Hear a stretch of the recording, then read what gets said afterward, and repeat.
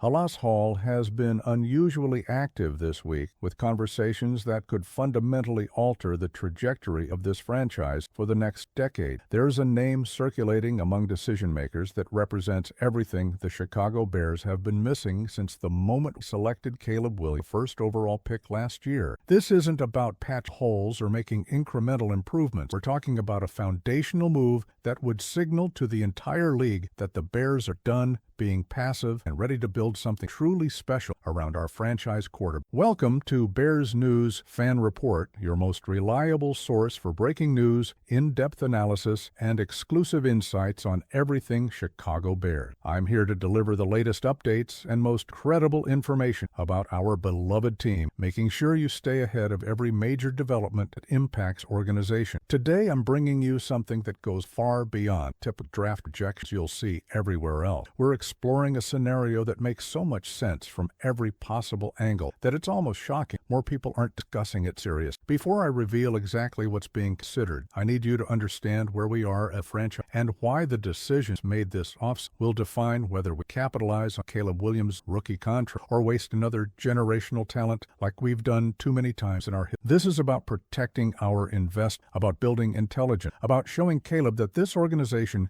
is committed to surrounding him with the pieces necessary to succeed at the highest level. Let me be brutally honest about what I saw this season. Caleb Williams showed flashes of brilliance that reminded everyone why he was the consensus #1 pick. His arm talent is undeniable. His ability to extend plays and create something out of nothing is elite, and his leadership qualities are exactly what you want from your franchise quarterback. But we also saw him running for his life taking unnecessary hits and broke down, and facing constant pressure to disrupt his timing confidence. That's not on Caleb, us, for not giving him the infrastructure he needs to operate efficiently and safe. The offensive line remains our most glaring weakness. It's been that way for years. We've tried addressing it through mid-round picks, veteran free agents on prove-it deals, and hoping guys develop into something they're not. Meanwhile, Caleb is taking punishment that shortens careers and limits what an offense can accomplish. Every elite quarterback in this league has quality protection. Patrick Mahomes has it in Kansas City. Joe Burrow finally got it in Cincinnati and immediately reached the Super Bowl. Josh Allen has it in Buffalo. If we're serious about competing, if we're genuinely committed to building a championship roster, then protecting Caleb Williams has to be priority #1 this offseason. The Bears currently hold the 25th pick in the 2026 NFL Draft. That's not where we expected to be after the optimism surrounding Caleb's arrival, but it's where we are, and we have to make the most. Now, conventional wisdom suggests that at pick 25, you're looking at defensive tackle, edge rusher, falls, maybe a cornerback if there's value. The offensive tackle class is typically picked clean by the time you're selecting that late round, because every team in the league understands how valuable elite tackles are in today's pass-heavy NFL. But here's where things get interesting, and this is where I need you to really pay attention. The 2026 draft class features one offensive tackle process being discussed as a potential top 10 pick, someone whose combination size, athleticism, technique, and football intelligence has scouts absolutely raving. This isn't a developmental project who might pan out in 3 years. This is a day-one starter who can immediately upgrade your offensive line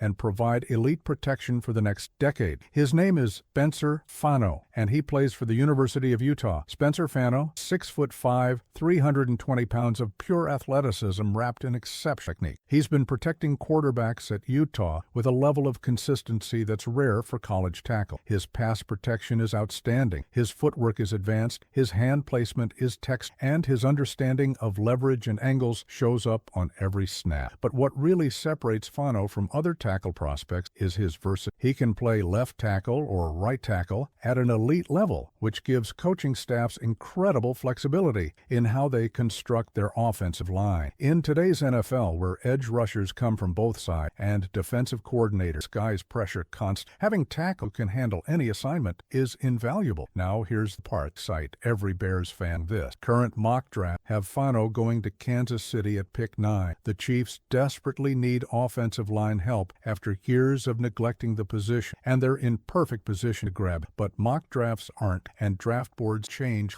Teams evaluate needs, conduct interviews, and adjust strategy. There's a realistic scenario where Fano slides past that 9th pick, where teams ahead of us go in different directions based on their specific need, and suddenly we're sitting at 25 with an opportunity to select a player who could transform our offensive line immediately. But let's be even more aggressive in our thinking, because I believe that's exactly the mindset Ryan Poles needs to adopt. The Bears have draft capital. We have picks in multiple rounds. We have young players on rookie contracts who other teams value, and we have the ability to be creative. If we identify a player we absolutely must have. Trading up in the draft isn't something the Bears have done frequently, but this might be the perfect time to break that pattern. Imagine the Bears packaging pick 25 with additional selection to move up into the top 15, top 12, maybe even top 10 to ensure we land Spencer Fano before another team snatches him away. Think about what that would signal to Caleb Williams, the rest of the roster, to Bears fans who've been starving for aggressive moves that show championship ambition. It would demonstrate that Ryan understands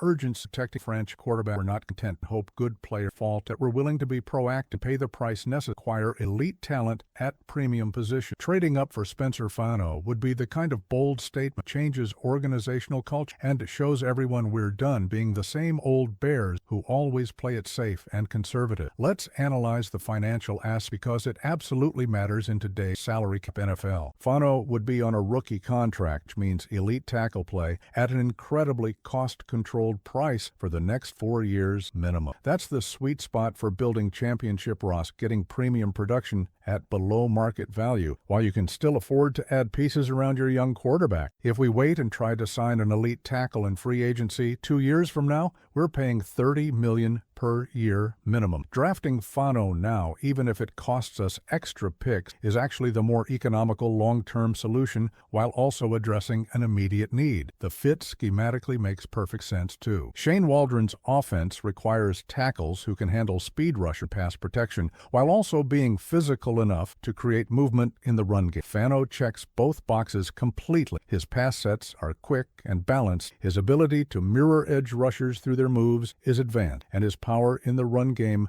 would immediately improve our rush attack. Pairing Fano with the pieces we already have and potentially adding more through free agency and later draft picks, we could realistically field a top 10 offensive line next season. That's the difference between Caleb constantly under duress and Caleb operating from clean pockets with time to go through his progression. I know what some of you are thinking right now. The Bears need help on defense too, particularly along the defensive line where we've struggled to generate consistent pressure and stop the run effectively. That's absolutely true, and defensive tackle Caden McDonald from Ohio State would be an excellent pick at 25 but I'm asking you to think bigger picture here. Our defense can be serviceable with veteran additions and development from younger players already on the roster, but if Caleb doesn't have protection, if our offensive line continues to be a liability, then none of the other pieces matter because we'll never maximize our offensive potential. The draft process itself provides opportunities we need to capitalize. Teams fall in love with different players. Needs change based on free agent signing, and mock drafts are notoriously inaccurate about where specific players actually get selected. Maybe a team ahead of us decides they can't pass a quarterback. Maybe another team prioritizes an edge over an offensive tackle. Maybe someone ahead of us trades back, creating more chaos in the draft order. All of these scenarios create potential paths for either Fano sliding to us 25 or making a trade-up more affordable than expected. I also want you to consider the message it sends to the division rivals we face twice a season. The Vikings, Packers, and Lions all have dangerous who've feasted on our offensive line weaknesses. Adding Spencer Fano immediately makes us harder to game plan against, because now you can't simply attack our tackles with confidence expecting easy pressure. That levels the playing field in a division absolutely loaded with talent and makes competing for NFC North significantly more realistic. The college football playoff and draft process will reveal more about where Fano truly stands in this. Scouts will dissect every rep, every interview, every measurement at the combine, But everything I've seen evaluating his tape, reading expert analysis, and understanding our needs points to Spencer Fano being exactly the type of player the Bears should be targeting aggressively. Whether that's through him sliding to us or through trading up to secure him, making Fano a Chicago Bear needs to be a priority for Ryan Poles this offseason. Before we wrap this up, I need to hear from you because this decision impacts all of us as Bears fans. Would you support the Bears trading up in the draft to select Spencer Fano, even if it costs us multiple picks? Do you believe protecting Caleb Williams should be the absolute top priority this offseason? How aggressive do you think Ryan Poles should be in addressing the offensive line? Drop your thoughts in the comments below because I read every single one, and your perspective matters as we discuss the future of this franchise together. Here's my final analysis on this potential franchise-altering move. Spencer Fano represents everything the Chicago Bears need right now. Elite tackle play, immediate impact, long-term solution, and a signal that we're done accepting mediocrity along the offensive. If Ryan Poles can make this happen, whether through Fano sliding to 25 or trading up to cure him earlier, it would be the single most important move of this entire offseason. Protecting Caleb Williams isn't just about keeping, it's about unlocking his full potential and building the foundation for sustained success. This is our moment. Make sure you're subscribed to Bears News Fan Report and hit that notification so you don't miss any update as the draft process unfolds. And we track Spencer Fano's journey toward potentially becoming a Chicago Bear. This is your home for comprehensive, honest Bears coverage that goes beyond surface. Thank you for watching. Thank you for being part of this community. And let's keep believing that this organization finally ready to build something special. Bear down, always, forever.